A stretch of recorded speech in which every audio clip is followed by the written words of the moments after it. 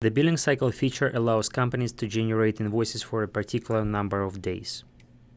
For each RSA, you can set a billing cycle, or you can set a default billing cycle for every new rental service agreement. In our case, we have 28 days billing cycle.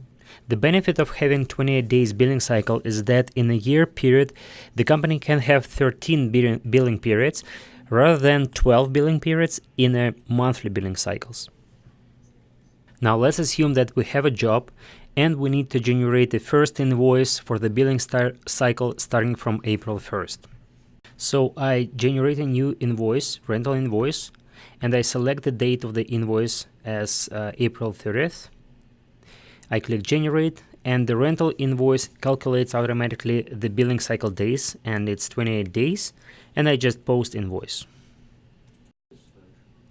And if I want to generate a next invoice for the next billing cycle, I go to RSA, click on generate, rental invoice, and let's assume that my date will be May 30th.